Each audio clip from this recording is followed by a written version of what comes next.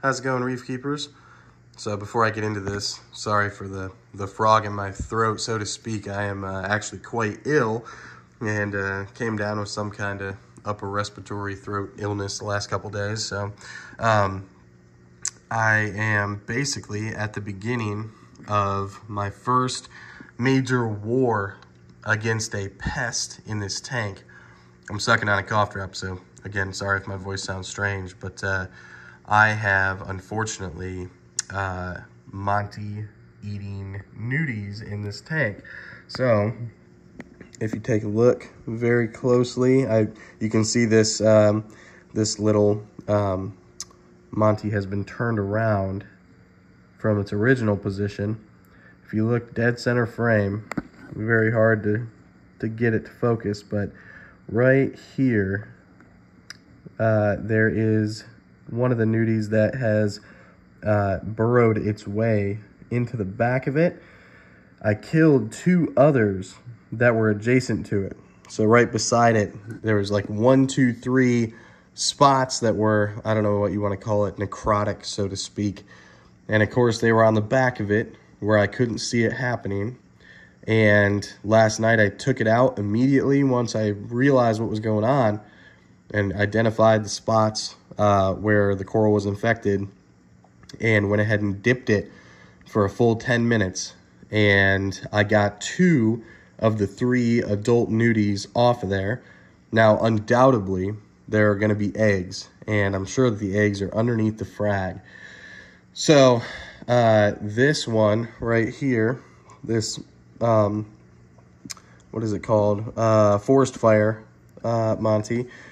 You can see it is way closed up and way angry. And actually, I noticed that this one was off first. So this was the first one I noticed had a problem. And I haven't seen an adult nudie on this one. But I noticed last night, hey, you know, why is this one closed up? It's always so happy. And I have faced and lost a war to Monti-Eating nudis before. And so I was like, all right, let me take a close look at all of them. So I've got this one, and then these 2 frags, the orange ones right here. These ones over here on the left look to be okay for now. I'm sure that they will get infected. I mean, these things are relentless. But this one right here showed significant issue and was looking really frail. And as you can see, actually, part of it has broken off. So a branch of it broke off after I dipped it.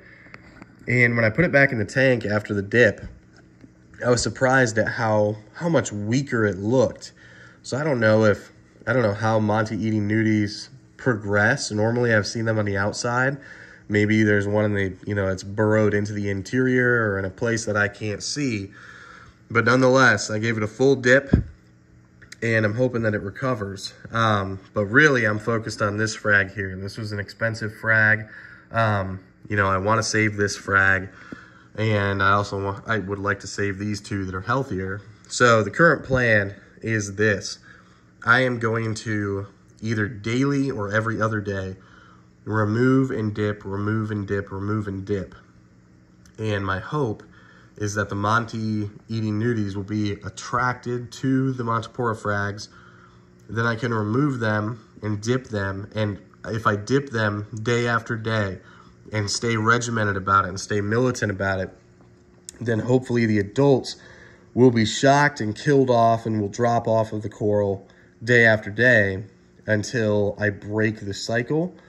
Now, it could be a fool's hope. I mean, these kind of nudis are like the cockroaches of a reef tank. I mean, they are relentless. So my plan B, if I just go about this for a few weeks and I'm like, it's an endless cycle. My plan B would be to take all the Monty frags except the weakest one out, put them into the reef tank that I have going in the other room on a frag rack so that I can easily remove them and dip them. And then basically let the remaining nudis in the tank go to the weak frag and continue like dipping that one, and then hopefully get all the adults out and then go ahead and go ahead and put everything and keep everything in the other reef tank because I have no Monties in there and no plans to put Monties in there long term. And literally let this tank go Monopora fallow for like, you know, 6 months to a year, which would be really depressing to me because I absolutely love Monopora. They're right up there with Acros as my favorite SPS. I love Monties, but I have every intention of winning this war. I lost the last one and was devastated when I lost all of my beautiful Monty frags. And, you know, I dipped my corals and I put them on new frag plugs and new bits of rock and glue them on before I put them in. I did everything by the book, and these things still got in here with this last round of SPS coral that I bought at the Memphis Frag Fest that I went to. And it's nobody's fault. I mean, these things are, you know, evil, and they're everywhere. And all they want to do is eat Monties. So anyhow, kind of a depressing update. Again, sorry, my throat's, you know, closing up on me.